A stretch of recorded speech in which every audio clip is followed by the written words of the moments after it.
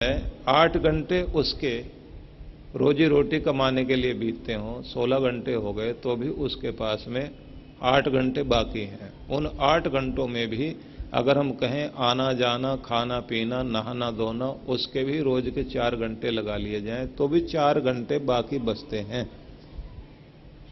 उन 4 घंटों का अगर हम ठीक से उपयोग कर सकें, केवल 4 घंटों की बात कर रहा हूं, 24 घंटों में से 20 घंटे आपके जैसे बीते, जैसे दूसरों के बीतते हैं वैसे बीत जाएं, 4 घंटों का ही ठीक उपयोग करना शुरू कर दें। आजकल बिजनेस मैनेजमेंट कोर्स से लेकर न जाने कितने कितने मैनेजमेंट कोर्स हैं। मैं कहता हूं कि आप अपना समय प्रबंधन करने के लिए कुछ थोड़ी सी प्लानिंग करें कि इस 4 घंटे का उपयोग हम कैसे करेंगे। दुनिया के बड़े से बड़े लोग अगर कुछ बड़े बने हैं तो कैसे बड़े बने, उतने ही समय को कैसे उपयोग किया उन्होंने। नेपोलियन फ्रांस का इतना बड़ा पहले सेनापति था, बाद में उसका भाग्य विधाता बना, वहां का शासक बना, सब कुछ उस व्यक्ति ने किया। उसने नियम बनाया हुआ था कि दोपहर में 10-15 मिनट 20 मिनट आराम करेंगे भोजन के बाद। एक छोटी सी झपकी वो लेता था। अपने अपने नियम लोगों के होते हैं, क्योंकि ऐसा कहा जाता है कि इंसान की 2 सुबह हो सकती हैं। वैसे तो रोज की 1 सुबह होती है। दोपहर में भोजन करके भी अगर आप 5-10 मिनट भी एक झपकी लेकर के और दिमाग को विश्राम देकर फिर उठें और फिर प्लानिंग करें अपने आगे के कार्य कैसे करने हैं। 5 मिनट प्लानिंग में लगा दे, जब दिमाग बिल्कुल शांत हो, एकदम उठकर हड़बड़ाहट में नहीं भागो। 5-7 मिनट प्लानिंग करके और फिर ठीक से देख करके फिर दौड़ो, फिर काम में लगो। तो नेपोलियन ने अपना नियम बनाया हुआ था कि सब कामों के साथ में थोड़ा सा विश्राम चाहिए। तो उसने युद्ध बहुत लड़ने पड़े, और लड़ाई लड़ते समय कितने कितने युद्ध लड़े। आप समझिए, जिंदगी का बहुत सारा समय तो युद्धों में बीता। और युद्ध भी ऐसे नहीं आदमी बैठा है अपने हेडक्वार्टर में और फौज लड़ रही है। ऐसा युद्ध जिसमें जान को भी हर समय खतरा, क्योंकि तोपें गरज रही हैं, गोलियां बरस रही हैं, और घोड़े पर सवार होकर वो फौजियों को नियंत्रित करता है, अपने ऑफिस में बैठकर प्लानिंग करके देता है, ये काम ऐसे करना, तुमने इस मोर्चे पर ऐसे लड़ना। और फिर अपने देश की सड़कों का, वहां के भवनों का भी नक्शा बना रहा है। ऐसी ऐसी सड़कें होनी चाहिए, ऐसी योजनाओं के साथ में बस्तियां बसाई जाएं, ऐसे रहा जाए।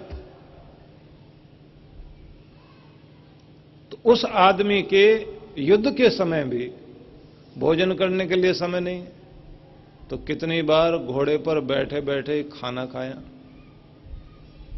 घोड़े की पीठ पर ही 7 मिनट का अपना नियम सोने का पूरा किया, पीठ पे ही सो गए, विश्राम कर लिया कि नीचे उतरेंगे, जाके वहां बिस्तर बिछा करके लेटेंगे।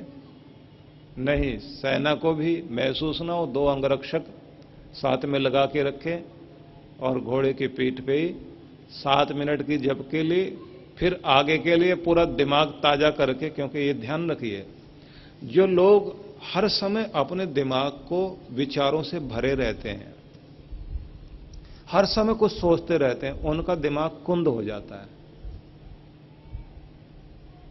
उनकी प्लानिंग ज्यादा बढ़िया नहीं हो पाती। जो दिमाग को खाली करके थोड़ा विश्राम दे करके, ध्यान जैसे एक विश्राम है, मस्तिष्क को विश्राम देने का एक तरीका है, और उसी ध्यान में जब भक्ति जुड़ जाती है तो वो फिर परमात्मा से जुड़ने के लिए एक बहुत बड़ी शक्ति बन जाता है। और नहीं तो ध्यान को सिर्फ मस्तिष्क खाली करके, विचारों से शून्य होकर तनाव मुक्ति का साधन बना लीजिए, जैसे आजकल बहुत सारे लोग सिखा रहे हैं। तनाव मुक्ति के लिए ध्यान कीजिए, तो दिमाग खाली रखने की विधि सीख जाओ आप, तो तनाव मुक्त होंगे, बहुत लाभ है उससे।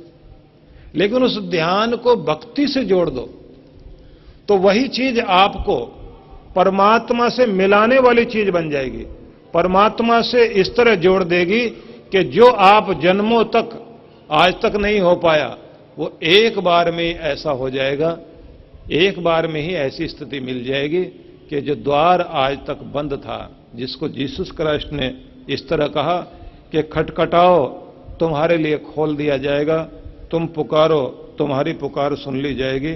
तो सुनने वाला कोई और नहीं, एक ही शक्ति है दुनिया की, परमात्मा वही सुनता है, लेकिन सुनाने का तरीका एक ही है और वो है ध्यान। ध्यान के द्वारा हम उस तक पहुंचे।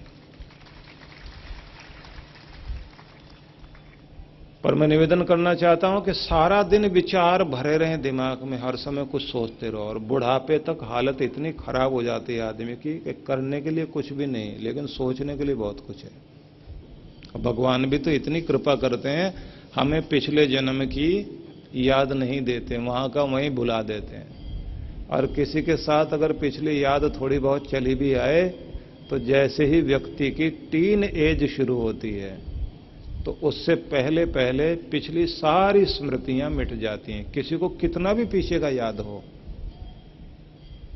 कुछ लोगों को याद रह जाता है ना, तो 10-11 साल तक ज्यादा से ज्यादा याद रहता है। वैसे तो 7-8 साल तक ही, 5-7 साल तक ही पिछली याद रहती है, उसके बाद मिटनी शुरू हो जाती है।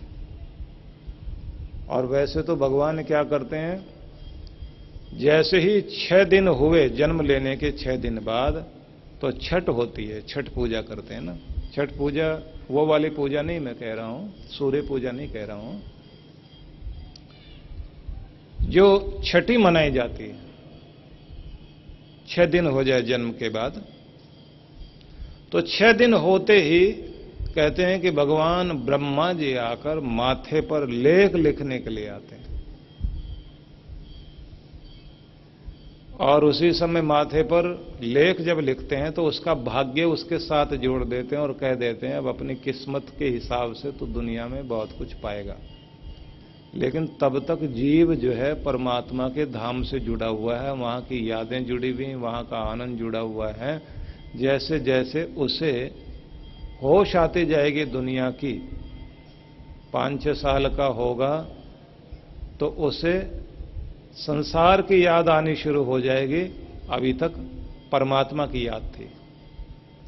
लेकिन ये भी ये ध्यान रखिए कि ये याद भी, दुनिया की याद पैदा होते होते भी समय लगता है। जीवन के 25 साल शुरू के जो हैं वो बहुत आनंद के बीत जाते हैं,